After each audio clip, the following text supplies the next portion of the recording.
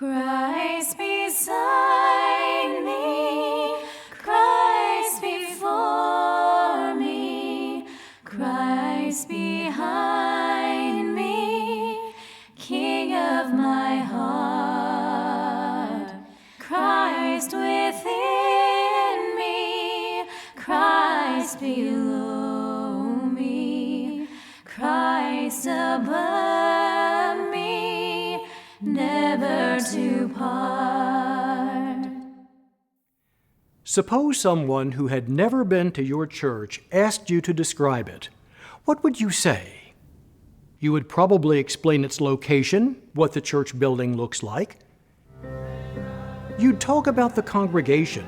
After all, the church is the people. You might name some of the ministries in which your church excels. You'd say something of the style of worship. Cooperation with God and Jesus Christ, you're working against that. Come on now. But that wouldn't be the whole story, would it? As we are a people gathered together for worship, we are gathered in God's peace. It would be hard to describe your congregation's long journey from its beginnings to the present.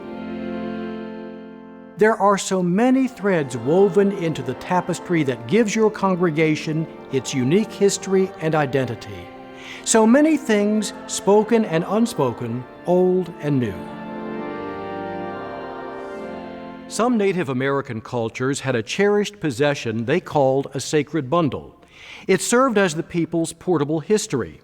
Usually made from animal hide, the sacred bundle included everyday objects that seemed unremarkable to someone from outside the community. But in the hands of a skilled narrator, these artifacts could tell where a people had come from, their journey across the years, their triumphs and tragedies, their heroes and prophets, their joys and sorrows. The people of Israel also had a sacred bundle called the Ark of the Covenant. The Ark contained the tablets of the law that Moses brought down from Sinai. Some Old Testament texts say it also contained a jar of manna and Aaron's priestly staff. But if you opened the Ark and looked at those things, you wouldn't have been able to understand the people they represented. To understand the people, you would need a storyteller, a narrator, someone who could tell you where those tablets of stone had come from, to whom they had been given, and what they meant in the formation of God's covenant people. And what would that manna mean to someone who had not been hungry in the wilderness and been saved through God's gracious provision? You would need an interpreter. Every congregation has a sacred bundle. The longer the congregation has been in ministry, the more complex and layered that bundle is likely to be. It isn't neatly gathered up in one place, as it was with Native Americans or in the Ark of the Covenant. A congregation's sacred bundle includes artifacts, stained glass windows, memorial plaques, chancel furnishings, the church building itself. It also contains shared memories that may or may not be written down.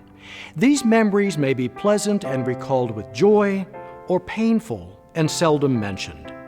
Your congregation's bundle may include assumptions and taboos known to everyone who has been in the church for a long time, but which are invisible to a newcomer, even to a new pastor who's expected to lead the congregation. An important part of your committee's work is to know the contents of the congregation's sacred bundle and to interpret those contents for the pastor. Be completely honest. This is important for your pastor's ministry and for your congregation. Unless your pastor knows what is in that bundle and what those things mean, he or she cannot minister effectively. This is not to say that all traditions are meant to be preserved. Just because something is in the congregation's sacred bundle does not mean that it ought to have power in the congregation's life now. Your role is to help your pastor create and preserve an identity for the church that will lead your congregation forward. In this congregation, this is a rural congregation, and it's very warm and very welcoming. And it's a place where people communicate largely over suppers, through sharing food. And I had the first week here, for example, people would come by and drop off food, and often they were also sharing a story. And so it was through meal times, I would say, that I learned a lot about the sacred stories of the individuals and of the church. The interesting thing about Aldersgate is a lot of their growth happened after a big move that they made from Duke Street over to Umstead Road. And I discovered that there was this brass baptismal bowl that they'd had at the old church, and that they had created this new wooden baptismal. It had a little hole in it for this baptismal bowl. Well, I think we were doing a Remember Your Baptism, and we used this big shell with, giving out the stones. And we thought, well, that shell looks really nice there in that big wooden thing when we have baptisms. Let's start using that.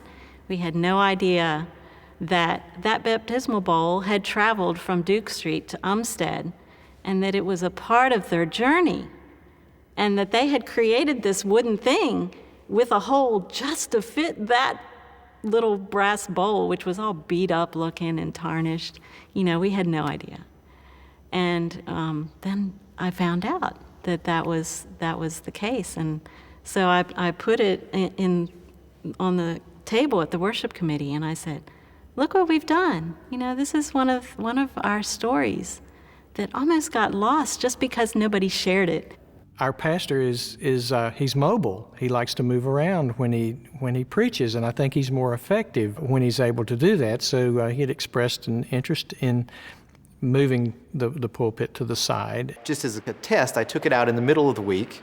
Wanted to see how things would look just set up a little bit differently. I'd been talking to the committees about that and just kind of an idea, but I just thought, let's get a picture and see what it looks like. I understand there were some people that asked the question, well, when are you going to move it back?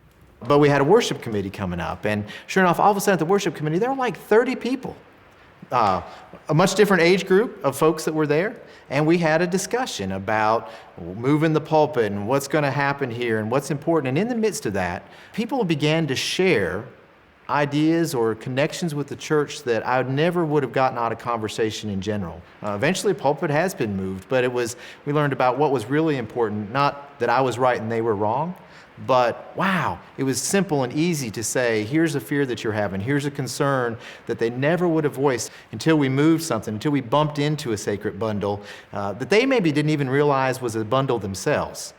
Here, I guess one of the sacred bundles, would be the building. Volunteers built it. When we looked at making some changes and we looked at updating some things, and they said, oh, whatever you do, don't tear up that altar. That's a special altar. It's round, and it wasn't made easy. And whatever you do, don't tear that up. You've got to incorporate all the handiwork of the people that built this place. We did a Brunswick stew, and I say did. We, for years and years as a fundraiser to actually build the church that we're in, did Brunswick stew in the fall, sometimes in the spring. And up in this part of the area where we live, churches have Brunswick stews, and they're kind of famous. Each has their own taste. It's a big deal. People in the community will call when you're doing the Brunswick stew, and it's been happening for years and years and years. But a couple years into it, after I was there, it seemed that fewer and fewer people were doing more and more and more of the work. And someone within the church suggested, well, maybe we wouldn't do the stew this year, actually coming out of the United Methodist Women.